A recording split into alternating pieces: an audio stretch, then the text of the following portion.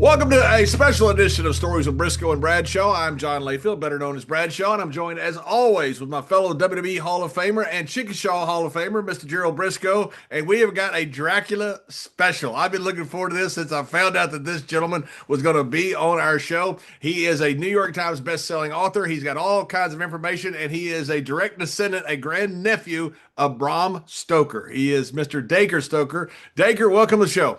Well, thanks for having me. Boy, I'm in great company. This is the first time I've been on a predominantly wrestling show. I've got athletic background, but what a great combo, especially in the spooky season, to have Bram Stoker, Dracula, and the brains and the brawn, boys. That's We got it all right. We together never here. had a Dracula in wrestling. We probably should have, but I know there's lots of guys wearing masks, right? Lots of masks.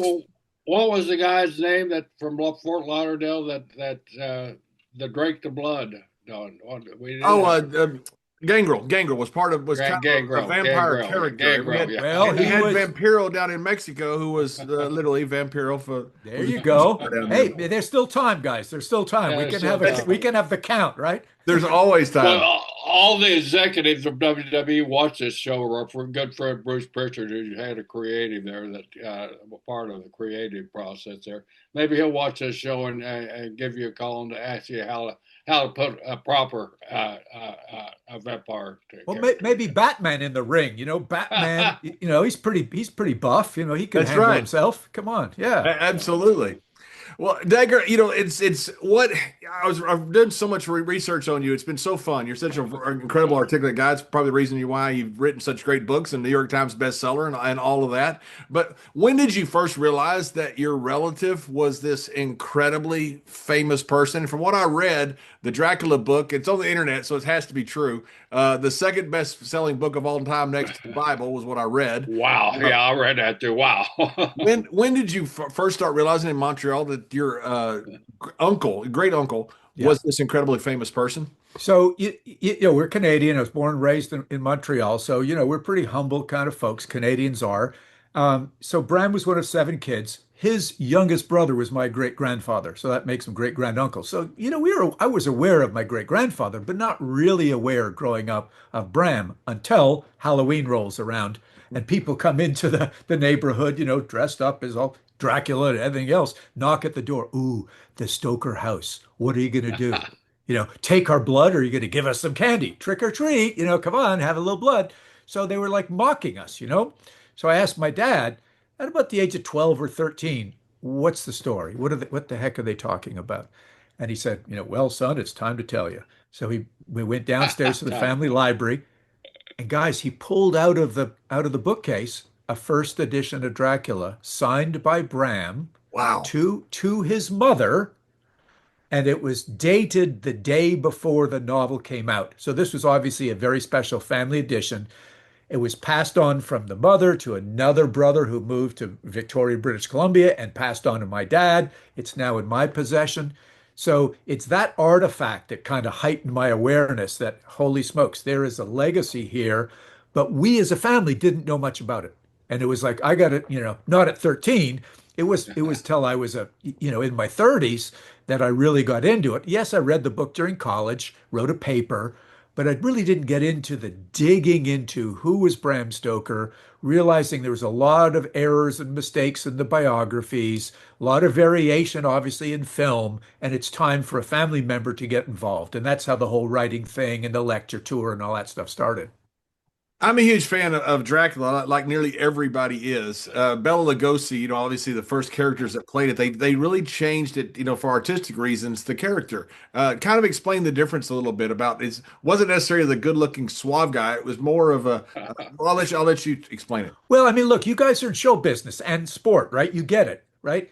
It started with a Dracula on the pages that in 1897 needed to look like a creature coming out of the grave.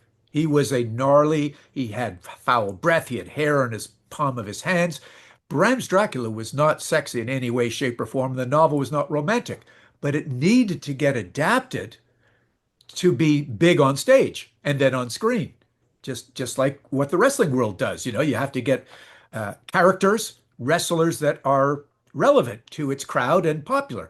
So back in 1924, they made Dracula much more aristocratic, wearing the white tie, the tails, the little medals, so he could then enter into British society and do his dirty work. And then that's Lugosi, of course. And then in 31, he's in the films. And then different films do different things. Christopher Lee comes along in 1958. The fangs are allowed, the blood's allowed. He's much more sexy. The women are wearing, see-through negligees to get a little bit of, men interested in coming to the theater. So it's done its adaptation in a way to really increase its appeal. You're not going to have an ugly guy on stage. You got to have something with more appeal. But also that romantic element has now kind of shifted to not only Halloween, but Valentine's Day is a huge day for vampire fans. So they're becoming smart in the whole Hallmark deal. And that's why we see this change from Bram's original, Dracula here to what we see today, Gary Oldman and all the other modern day vampires they're wonderful. They're just different. Right. And Speak. it came All right. along. I want to, go back to Bram because it's such an interesting character, especially what he did with Henry Irving at the theater. I think it's just amazing. What an interesting guy. But when Dracula first came out, it was like probably 80 or 90 years after Frankenstein, but it was set in modern times. It was set actually in a place. And so there was a problem there a little bit of War of the Worlds where people thought that this might be legit, correct? You hit the nail on the head. It was an interesting time, the Victorian era. 1890, Bram started writing that, and he was the theater manager. He was in showbiz, right? So he knew what nerves to sort of pick at. He knew what sensitivities were there. So what he did was he packaged the vampire in a way that the first novels prior to that, and Frankenstein, as you point out, the original Gothic stories were kind of set far away. But this one, he brought onto the shores of Whitby. He had him come into England in a ship that was based on a real ship, on the trains into London with the 50 boxes of dirt. All the addresses in London were real addresses. The places, Exeter, Purfleet, Chicksand Street, all slightly variation in names, but people knew where they were. So this was a packaging job that today PR firms would love. Bram Stoker packaged the vampire myth and created a story that made people, and here's an interesting term for you, create a willful suspension of disbelief, not unlike wrestling, guys, right? Made you believe that what was going on was true, and you get people to drink the Kool-Aid, and they were just blown away by this story. And it's been going for 128 years.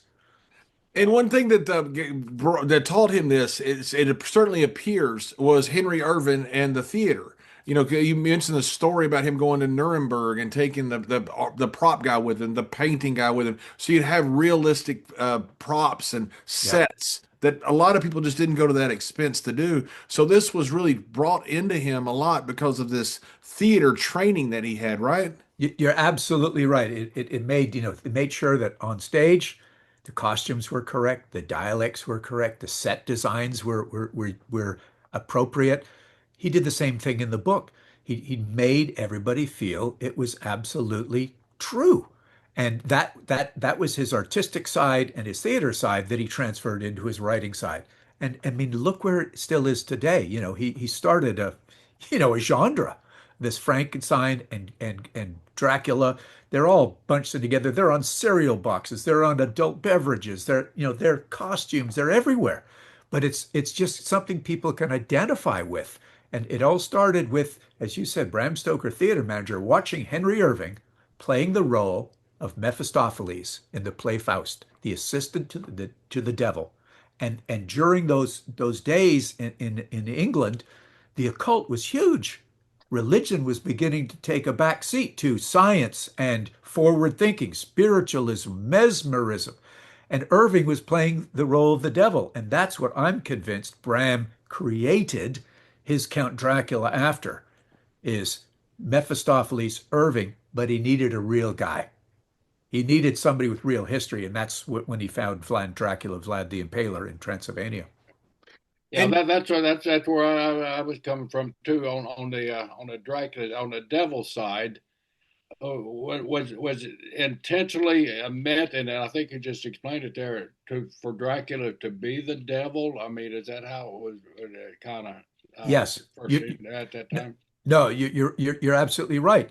To create a supernatural being that was relevant of the day, the devil was sort of on the rise. He had a good PR guy, but the myth of the devil was as a result that Charles Darwin had just published Origin of the Right. Species in 1859. So people were wondering, oh, wait a sec, creation versus evolution. Maybe we got to look at this whole evolution thing. And science and the medical sciences were getting more advanced, but also people were thinking spiritualism.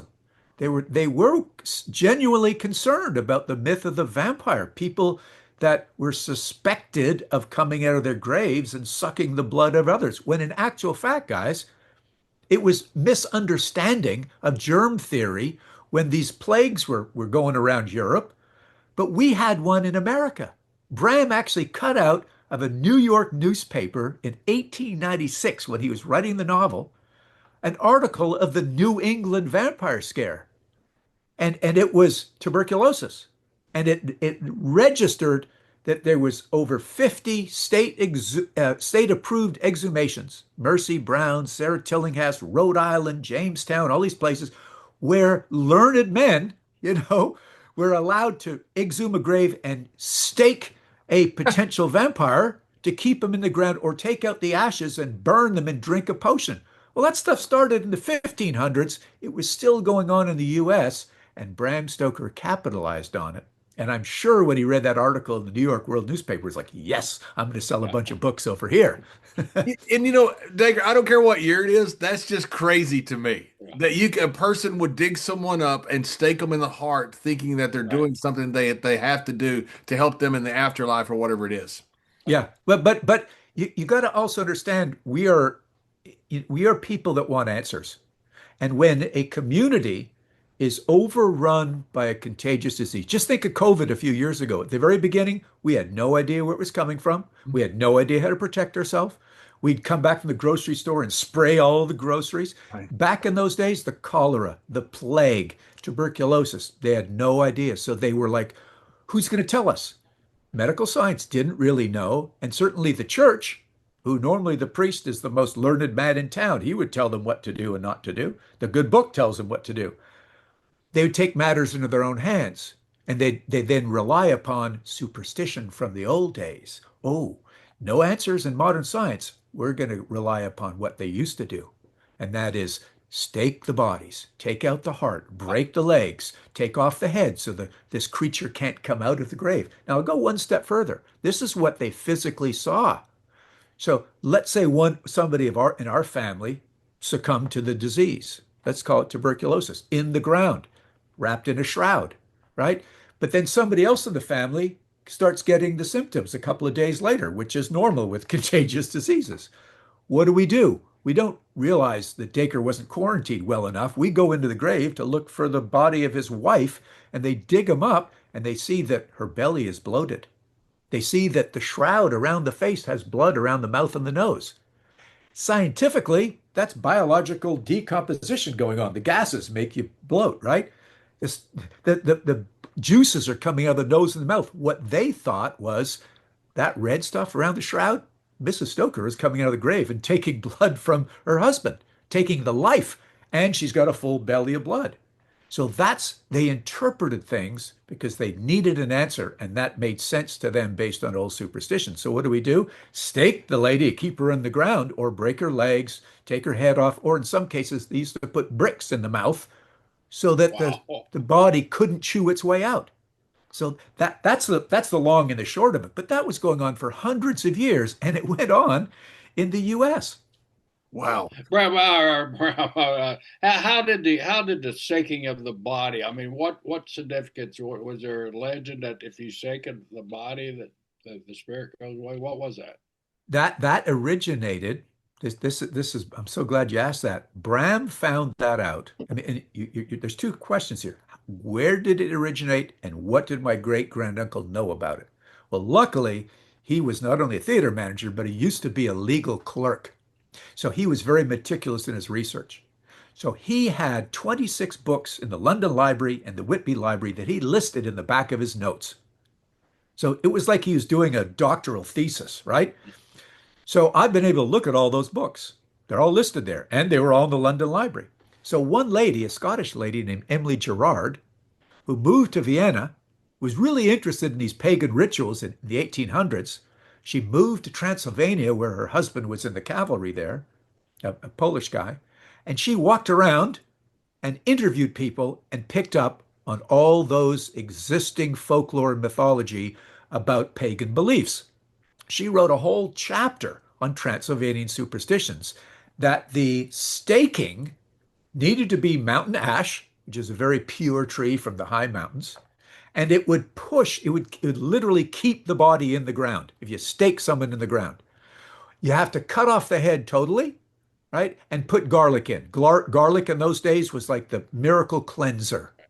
So garlic, a white rose is another thing of purity.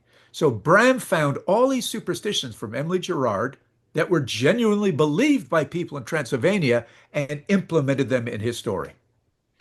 And another reason, the thing that he brought into his story, a lot of people have said over the history, was Vlad the Impaler.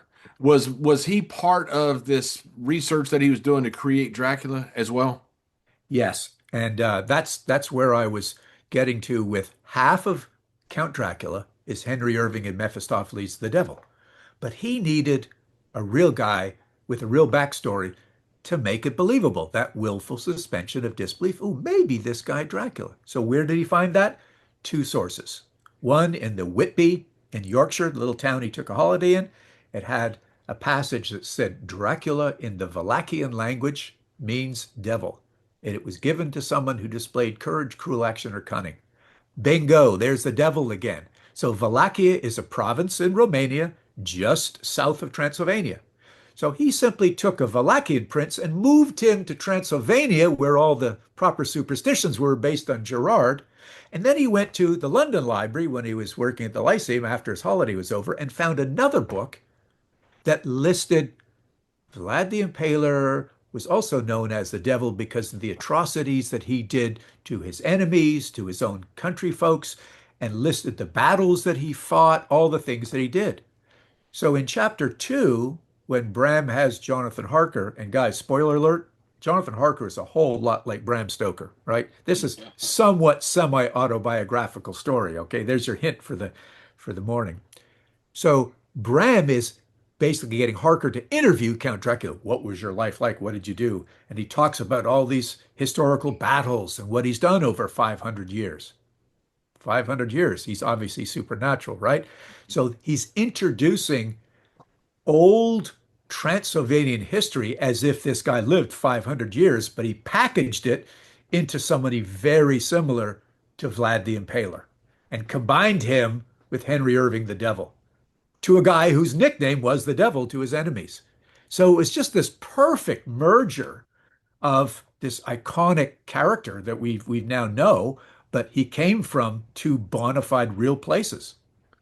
One thing that shows how smart your uncle was certainly it was Transylvania. I got to live in Vienna a couple of years. I made it as far as Budapest, but I never got down to Romania. I always wanted to go because I'm a huge Dracula fan, but I never made it. In fact, you do tours over there to the castle itself, which sound absolutely amazing. But your uncle never went to Romania, right? Now you have obviously very many times. But for him to write with such specificity about it is quite amazing.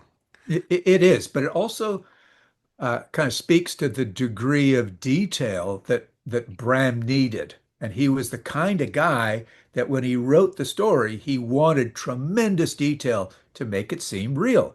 So luckily, in the London Library, there was these 26 books, and about 6 of them were about adventurers who did go to Transylvania and who did write about their adventures. Charles Bonner, Andrew Cross, Nina Elizabeth Matticelli. So I've now, this is how crazy I am, I purchased the same editions of those books that they have in the London Library so I can read everything that Bram read. Some of it he transcribed into his notes that live in Philadelphia in the Rosenbach Museum. But what's important is you get the sense of the people, their struggles, the costumes, their relationships, their history, the gypsies, the Sasgani versus different types of gypsies so you get it right. It's very complicated in this part of the world. And also who's fighting who. You mentioned, Vienna, the Austrians were powerful, the Hungarians were powerful, the Germans, they all owned this part of the world at some time. So he didn't go, but thank goodness there were adventurers that did. And that's what he capitalized there. And he also found maps. These books had maps in them. And so, being able to open up these maps at the back of the book, he could plot the actual train routes. One of them actually has the routes, and this is exactly Jonathan Harker coming from Vienna to Budapest and into Oreda to Klausenburg to Bystrica, and exactly how far it takes to the Borgo Pass that's literally sitting there on a map, and then to this volcanic mountain, Mount Isvaro, where he literally put the coordinates to where his castle would be. And you mentioned that the Dracula was part mad scientist, more than just some almost a supernatural type things. That was an interesting dynamic I'd never heard before. Well, because it's new. It seems that every time I dig into the novel or I get an email from somebody, have you thought of this? Or my wife or I who have Google alerts for auctions, and we see a letter or we see something that's up for auction. I look at the letter and ooh, that's a little piece. Sometimes I'm lucky. I buy the letter. Sometimes I just take a screenshot and I learn from the letter. So recently I've discovered that Bram's eldest brother, who was actually quite a famous guy, he was the head of the Royal College of Surgeons of Ireland, and he was knighted. So he became Sir William Thornley Stoker. But if you think for a moment, in the novel Dracula, they were doing blood transfusions, right? On the Band of Heroes to keep Lucy alive. This was before there was blood typing. And Thornley Stoker, his brother, was actually doing transfusions the same way. But they also had brain surgery in the novel, which never comes out in a movie. So if any of the listeners are thinking, where is he's talking a lot of crap here? No, read the book. Renfield got beat up in the asylum when Count Dracula came into his cell as a mist. His body came together, and he beat up Renfield because Renfield was telling too much information about him to the Band of Heroes, and he had brain hemorrhage. Thornley Stoker, I've discovered, actually did surgery on 3 people by doing brain trephination. And he explained that in detail in this treatise, and that treatise Bram took and almost used it word for word in the novel. So Thornley was very high level scientist and a doctor. He was also an inspector of vivisection. Now, vivisection is that old thing in the Victorian era when they wanted to learn about the brain. They'd take a monkey or a dog or a rabbit, strap it down, conscious, and take off the top of its skull. Take off the skull and start poking and prodding at the brain. Well, that's great for learning about the brain to the humans, not so good for the dog or the monkey The or monkey. it's going through suffering, right? But in some cases, they actually would like leave the animal alive so they could observe it later on. But they had no sterilization, they had no antibiotics, so these poor creatures would die a terrible death. So there was a need for high-level doctors to be inspectors when somebody comes along and says, well, I'd like to do this surgery in front of my medical school. And they'd say, well, prove to me if it's necessary. You've now got 6 of these surgeries you did in the last 2 weeks. Why do you need to do the 7th one? So this became a big issue. Like today, we have, animal testing, for cosmetics. We have PETA all over arms about, all kinds of sport involving horses and all the other things. So in those days, that was a real flashpoint. In Dracula, Bram brought that to the attention of the Band of Heroes and his readers by having Dr. Seward, who is, remember, the very, nice and humane guy in his dealings with Renfield, say, ooh, I'd love to do surgery on him, on Renfield, to learn more about how I can heal him, if only it was necessary. And then he went on to mention the term vivisection, Sanderson, Burton, these other doctors who were, not doing things well. And he painted a picture of Count Dracula, not only, as you mentioned earlier, supernatural creature, but an evil scientist doing unnecessary but evil experiments on Renfield. So why did Renfield start eating bugs and stuff like that? It was the power of Dracula that was getting him to do these experiments. So he was under Dracula's control, eating different life forms to see what would happen. That's an undertone of the novel, but it's typical Bram Stoker digging these little things in to create a picture of the Count Dracula that was identifiable with being an evil creature of the time. You're a New York Times best-selling author yourself, and this book, when you describe it, you realize the genius of this book and why it sold so many copies, and this continues to be this iconic, one of the most iconic books in the history of the world. At the time, what was the reception like at the time? I know you've talked about the reviews and different things, and believe me, I don't, reviewers are idiots. I don't- You know what reviewers are all about. Yes, yes, we Yeah. do. But Yeah. at the time, what was the fallout from the book as far as that? Because some of this stuff is just Yeah. groundbreaking stuff he's writing about. Yeah, no, I'm glad you brought it up because it's interesting. Originally, the first few biographers all said, kind of in a snobby way, this was a sensational story, but the writing of it, is like horror, is like poo-poo. It's a lower form of writing. That was in the very first few reviews that came out. But modern day biographers have stuck with that party line. Dracula was met with mixed reviews. So it sort of sheds a negative light on the story. We do know that, the first run was like 3,000 copies. We do know that they had 8 runs of the first edition of the book. So that can't be too bad, right? Then a friend of mine, Dr. John Edgar Browning, who's up at Bowling Green University now, who really is an expert in this, published a number of books. He did some digging, much like Bram Stoker himself. And I really take my hat off to John Browning, because with digitization in the last 5 years, he's found more than just 7 or 8 reviews that were mixed. He's found over 100 reviews, and still around the world. Now, we know when the book first came out in England, 2 years later in America, then it started, moving and moving and moving. But originally, there's only 7 or 8 reviews. 2 or 3 were negative. Well, what John has found is it shocked the heck out of folks with its horrific nature.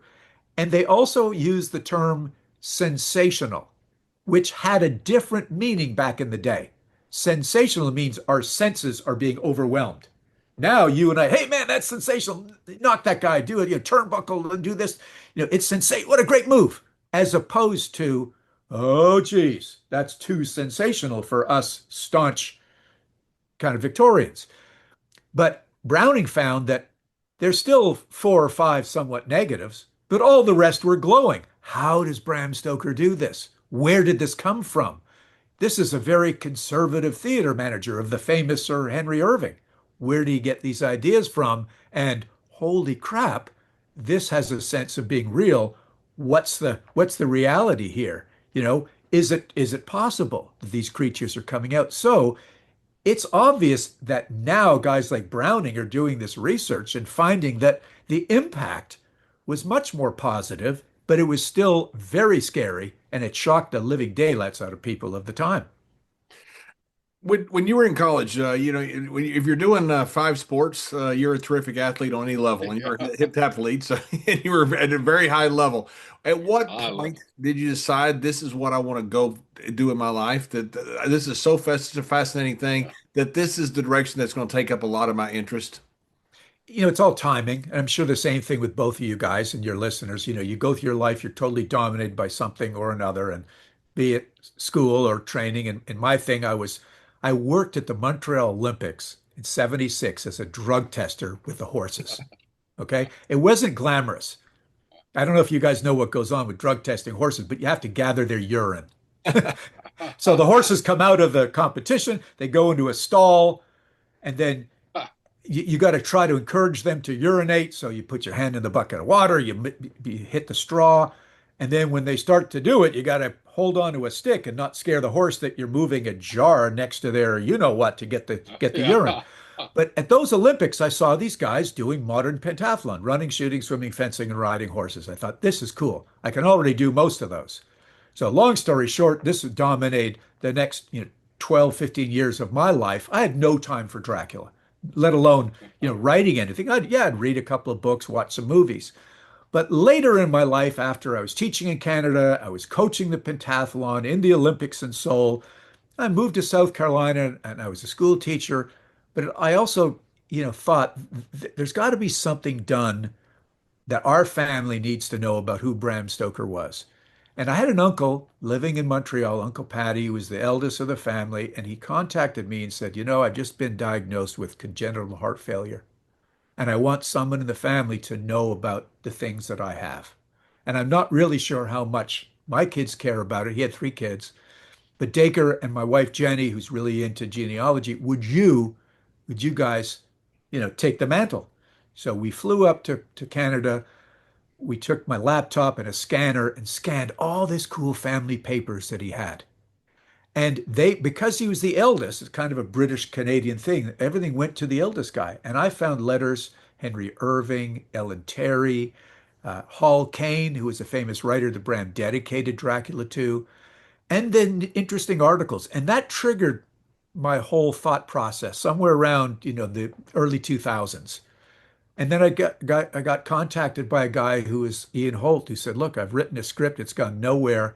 I think I need to do." This is after the '92 Francis Ford Coppola film came out with Gary Oldman, Winona Ryder, and it was like, let's do a written sequel to your novel that also dovetails with this movie because the movie was so popular. They won a couple Academy Awards. It was huge for Dracula fans, and that in 2009 really got me going because I said, if I'm going to be involved in writing a book, I'm going to be a little bit like Bram Stoker. I'm going to get all the details right. So it took me a couple of years to travel around the world, Ireland, Scotland, different places in the US, to find all the source material, interview people, private archives, public archives, to develop what I felt was the truth. Because as we know, guys, all good stories start with the truth, even if we change it, right? Even if we fictionalize it, but you got to know the truth. And that's when it all started was I need to know the truth and be the family member that does. Then I work with really good authors who are much better authors than me that we then spin a tale, tell the story. So that's why the prequel to Dracula came around and a sequel to Dracula and these lectures that I give all over the world. And let me tell you, it's a lot of fun. It sounds like, and your travels around the world, the different Dracula and vampire folklore. Is there a common bond in all of them, or they all have their specific to the country? That's a great question. I'll start by saying what Bram did when he did one interview with Jane Stoddard in the British Weekly newspaper 2 months after Dracula came out. And she asked him that question. And he said, I found very similar folklore. And he listed off about 12 countries. And it wasn't just Eastern Europe, it was all over Europe. And he also found the newspaper article in America. And here's what the common bond was: the interest in the afterlife. Almost every culture, guys, we're fascinated with what happens after death. Religion is our gatekeeper during life, and at the same time, the gatekeeper for a proper death. Do good when you're alive, you'll have a nice time in heaven. You don't do so good, you're in purgatory. Do really bad, you're in hell. But people realize there's more to that. What do the spirits do? They just float around and sit up in clouds and play harps, or do they haunt you if they're unhappy? Are they mischievous? They seek revenge. So what a lot of these cultures have is some explanation for bad things that happen to living people when friends or relatives die, or bad things that happen to their crops or their livestock.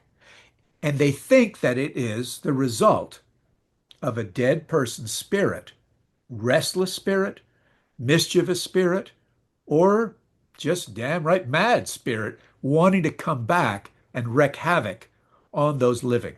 And as I said earlier in the show, a lot of it's misunderstanding of germ theory, contagious diseases, and they think that maybe someone's coming back and casting a spell when really it's, cholera that they don't know how it was spread about, or tuberculosis. So that's the common thread, is interest in the process after life, but also they don't understand the decomposition process of the body. So when they would do what common thought was negative, the church just said, you don't dig up a body.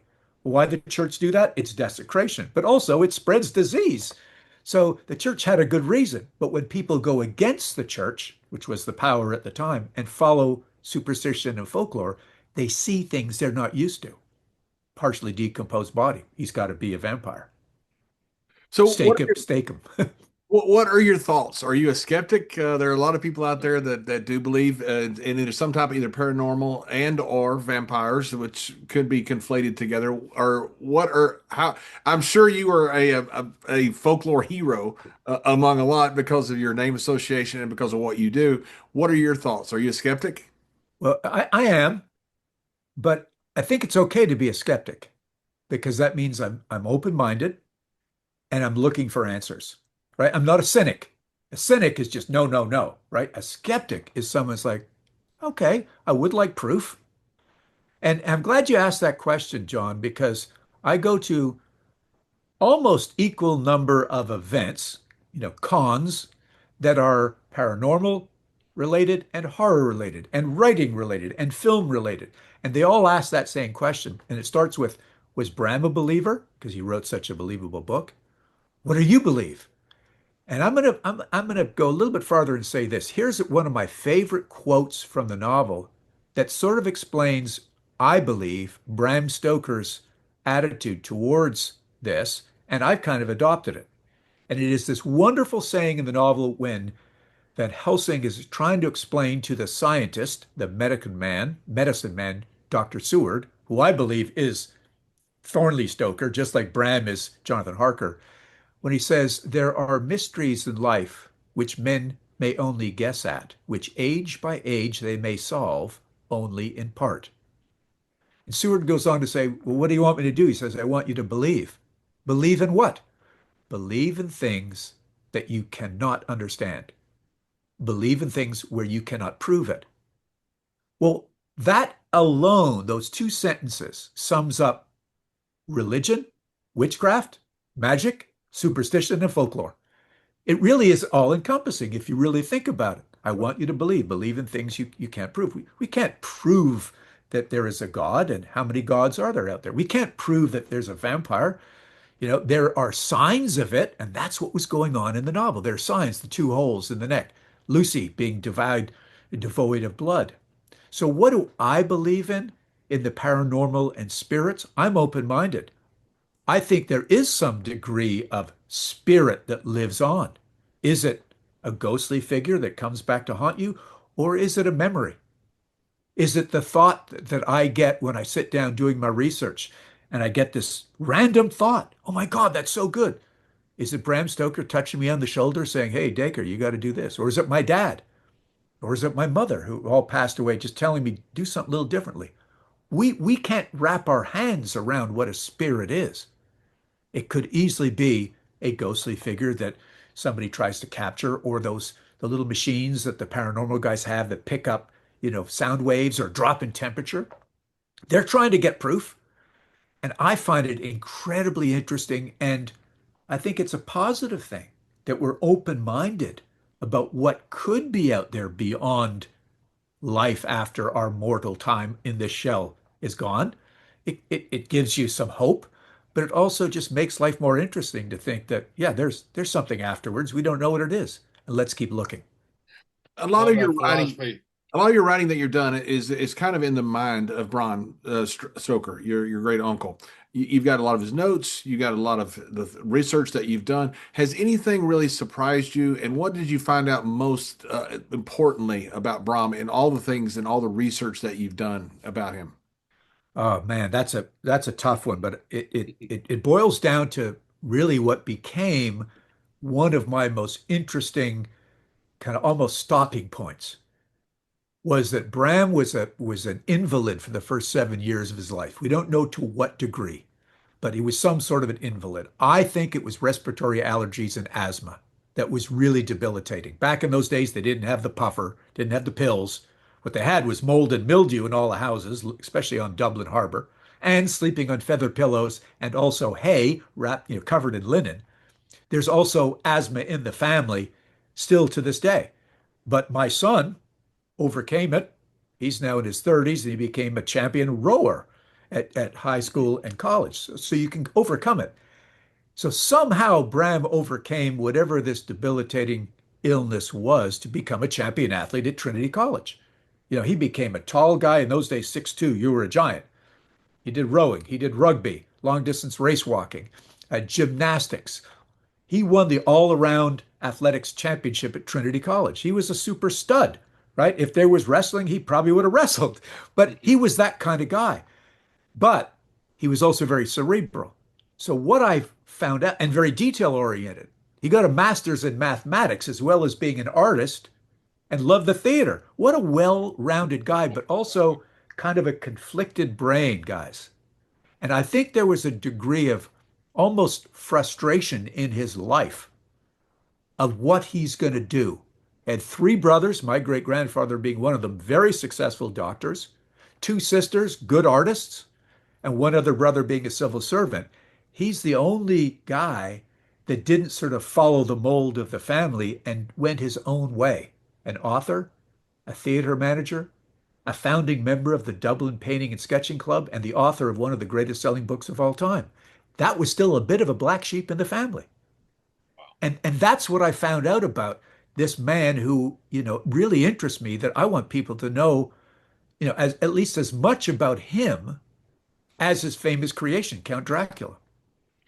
One thing that Mr. Briscoe here and your uncle have in common, besides the fact that they're the same age, is that is that they did the same thing with deadheads, he called it. I was so interested when I saw this because Mr. Briscoe, Gerald Briscoe, used to do that for Vince McMahon. When you had empty seats, opposite of a hard camera there, your uncle would actually fill the arena with people so that there was a better experience for the press and for the other people that were there. Like, hey, this place is sold out. It wasn't sold out. It was a perception.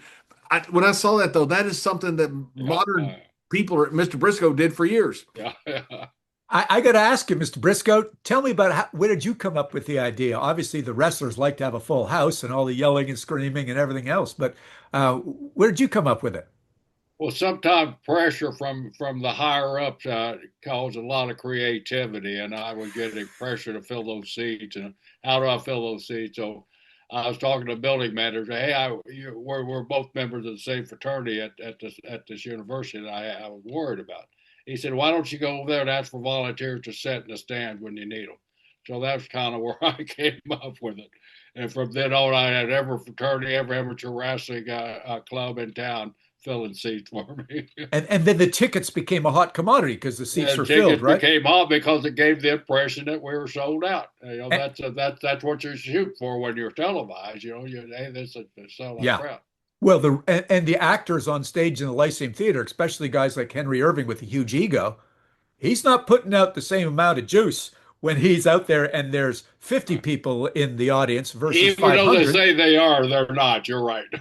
Exactly. So that's what Bram recognized. And the mathematics side of Bram, and maybe the cynical side, he had to make sure that the guy in the box office was actually giving away these tickets and not cooking the books. Yeah, exactly. Because you want to make And sure. go ahead. Well, I just want to, I mean, that's the degree of detail that Bram was in life. He knew what he needed, but he also didn't want to get stuck, with a house that the books didn't balance. Yeah. Well, we Yeah, also had the athletic commission could jump in on us and say, "Hey, those are seats that I could have sold you. We're charging you a fee for the comp tickets," and that's when I hit the fan, and we almost through higher ups wanted to cancel that thought out, and I said no. as long as we're given that perception, it's going to end up drawing us more money, and it did. Yeah, no, listen, Bram was an innovator at the same time, just like you.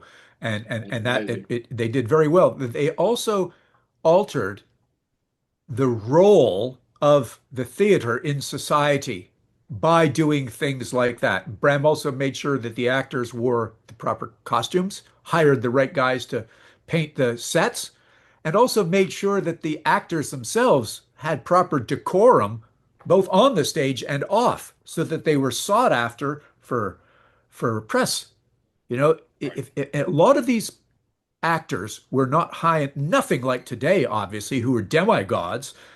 They were sort of low-level people that would get drunk on stage, off stage. Nobody would want to give them an interview. Therefore, they never had a chance to sort of be highly sought after for interviews or get honorary degrees at universities or get good teaching jobs after their career was over. But Bram and Irving set out to change that. And they did in a very similar way to what you did with wrestling, is to elevate it so that this was a legitimate form of entertainment. Heck, it was so legitimate that the royals started coming to the theater in the royal box. They would never come into the theater before there was a royal box. They wouldn't sit down with the common man, but they had cheap tickets down by the band, the next higher up, the royals up here. Everybody could come and mix and mingle, and it was high entertainment. And that's the degree of sensitivity Bram had to the theater goers, and that's what he used in his writing as well. And it's not just Dracula. He wrote about he wrote a similar story called Jewel of Seven Stars, which is about a mummy when people in the Victorian era were, breaking into the pyramids and stealing artifacts from Egypt and bringing it to England and Ireland. Bram wrote all about that in a very interesting way. So he was a man of his time, just like you were. And it's like, how do we capitalize on cool ideas to get the paying customer or the paying reader to like drink your Kool-Aid? Bram would have been a hell of a wrestling promoter in that age. Also, a question that I have that I was reading that the original manuscript was got 120 pages deleted from it, and you through your research at the London Library was able to find the actual manuscript. Why what was in those hundred and some odd pages, and why were they deleted? Oh, so I'm gonna spill the beans right here, guys. No, Yeah, yes, no, sir. fair enough, because I say that I do, and I've actually published a book with Robert Basang about it. So here's the short and skinny. Um, Bram had a manuscript that he wrote, and then he handed it to a typing service. Typing service typed it all up. That was his typescript. The typescript, he sits down with the editor, sits down with his brother, the medical advisor, and they mark it all up. Oh, you got to fix this. You got to fix that. The brother said, no, these medical things aren't right. The editor said, oh, this is too long. Or you got to take this out. That typescript, Bram Stoker actually gave to a lawyer in Philadelphia called Thomas Donaldson, who was the lawyer of Walt Whitman. Walt Whitman was a pen pal of Bram's who wrote all about and gave lectures on Lincoln. Bram Stoker was enamored with Abraham Lincoln and how he created freedom in the country and so on. He wanted to do speeches about Lincoln in England. So when Whitman died, he left in his will all the Whitman notes, excuse me, the Lincoln notes. So Bram, as a favor, gave to Thomas Donaldson the Dracula typescript. It was discovered 80 years later in a farm in Pennsylvania in a trunk when the last of the Donaldsons were leaving the family farm. It was put up for auction, and it was purchased by Paul Allen, one of the co-founders of Microsoft. It lives out in Seattle. So when J.D. Barker and I were writing Dracula, we went and analyzed that because we wanted up-to-date stuff to write our prequel to Dracula. And we found that the whole thing started on page 102. But most importantly, I could see things crossed out in that typescript. And I had a very good knowledge of all the notes for Dracula. And so I could, in my mind, write down all those things that were crossed out, bring them back, and compare them to what was in a published copy of Dracula, but was in his notes.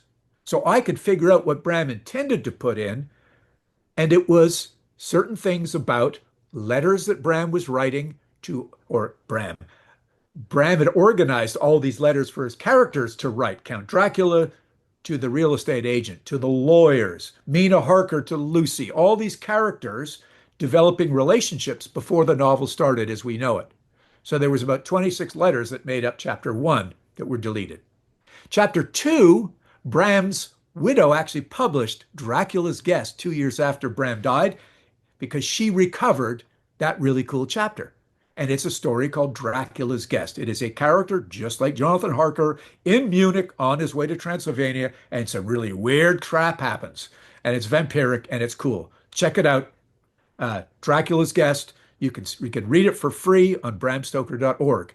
Chapter three, that same character, before he goes off to Transylvania, had some weird stuff happening in Munich. He went to the Munich Dead House. The Munich Dead House was a mortuary.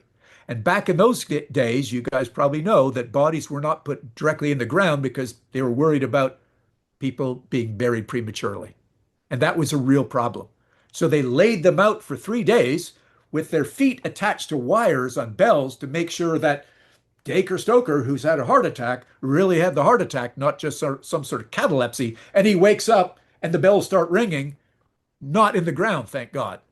So they got the Harker character having a weird situation where he sees a body come to life off of the marble slab. Turns out later in the novel, it looks a lot like Dracula. That was crossed out. And then he goes to the opera. And Bram Stoker and Irving went to the opera in Munich when they were there. And what did they watch? The Flying Dutchman. The opera, the very famous one, about the cursed ship that could never land. Guys, that's foreshadowing for the ship, the voyage of the Demeter that Bram had later in the story. So all of it had a place in those first 102 missing pages. And I've used that. I've combined it and put it all back together again so people can read it in my book, Dracula Annotated for the 125th Anniversary, available on Amazon, written by myself and Robert 18 Bassang. We're basically filling in what Bram had intended to be in the story. Wow, 120 some odd years. Why do you think this has had this everlasting impact on the population? Because it's not straightforward. You know, we're still looking for these mysteries to this day. It's not an easy read. It's a book that requires you to read it in depth. It's a book that allows you to come back and read it a year later or 2 years later. It's also a book that's been adapted so many different ways onto stage, into theater, in comedy, in music, that you keep wanting to go back to the original source and going, wait a sec, did that really happen in the book? What was the guy talking about? I've met more people in my travels that say that book is like an onion.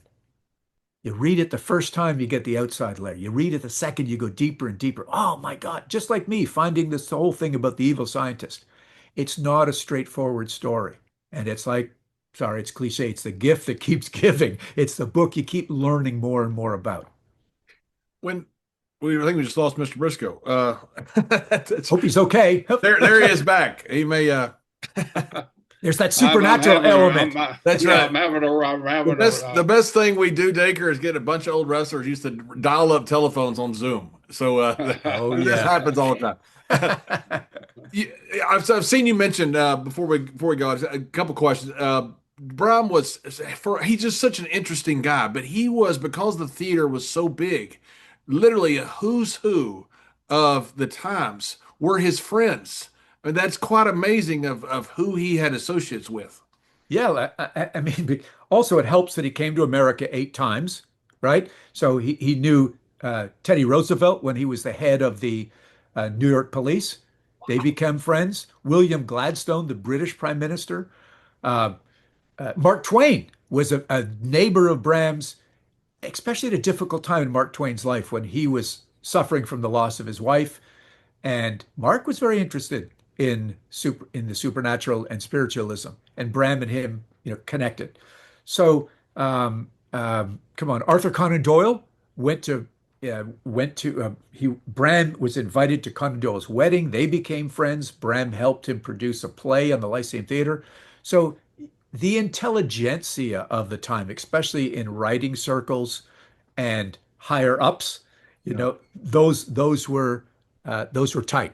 I found seating arrangement cards where who was sitting at what table in a museum, the Stratford Museum in England, about who was seated at what table in the Lyceum Theatre Beefsteak Club, which is the restaurant in the back of the Lyceum Theatre. Because, of course, when Irving and the boys and the girls and everybody does their plays, dinner was going to be late.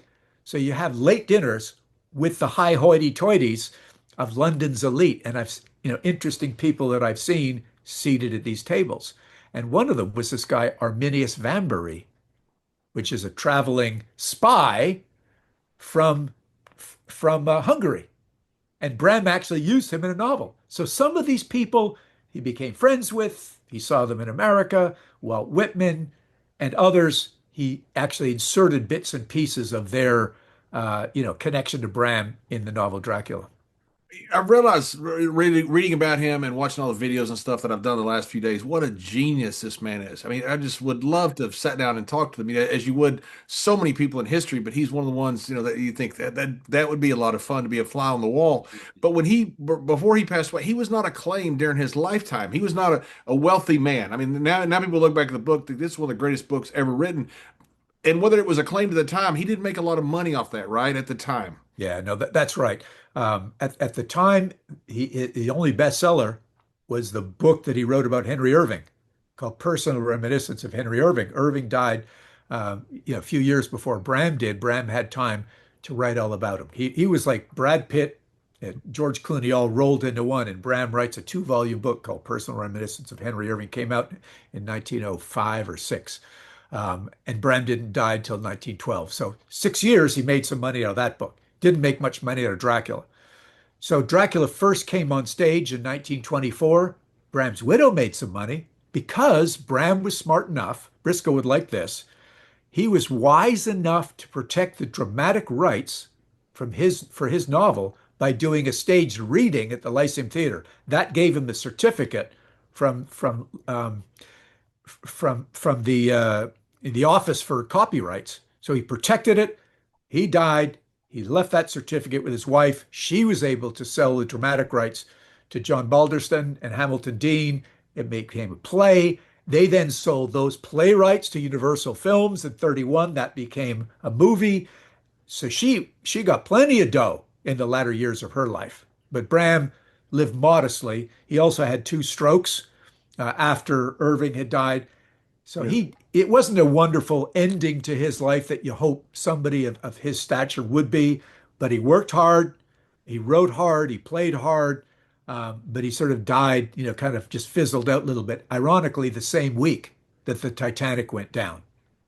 Wow. What a great piece of trivia there. Yeah. Sad piece of trivia. What an incredible piece of trivia. Daker, thank you so much for coming on. It has been so much fun to watching all these stuff. I was talking to Mr. Briscoe earlier today. I said, this is going to be so much fun. And it's one of these things that you have high expectations and it exceeds it when you have it. So Yeah. what if you got some books coming out? You've got a tour to Romania. How can people get hold of you and all that stuff? Yeah, so I'm on Facebook, Instagram, Dacre Stoker author. I got a really cool tour coming up October the 27th to Transylvania with a This group looks called awesome. I read all about it. Yeah, I mean, I've been doing this a number of years, mysterious adventure tours. We actually have a party in Bran Castle. That's the castle Bram looked at sketches of and used that for the exterior of his castle, Dracula, inside the castle on the 30th. So check out Mysterious Adventure Tours. I'm at dakerstoker.com, my website. Books, all the books I've written are available on Amazon. I've got 3 books in the works, and 2 are connected to Dracula. One of them is about totally non-vampire, but it's a horror story because one of my other passions is fly fishing, and I love going to places like Alaska, and I had some weird experiences, and so I've written about that as well. So those should be out in the next couple of years as well. Well, when the Alaska book comes out, and the others, if you kindly consent to come back on our show, we'd find it very interesting to have you. Would love to be back. And look, look, my old background is athletics. Nice to chat with you guys. I was born and raised, as you heard, in Montreal, and used to love watching Yvan Carpentier and the Giant. A lot of these guys in Montreal. Even when I was in boarding school in Sherbrooke, that was the way we'd bust out legally out of our dorm to go watch the guys in the circuit back in the 70s. So great honor to you guys who are involved in the sport. It's a lot of fun, And thank you for having the interest in Bram Stoker and Dracula.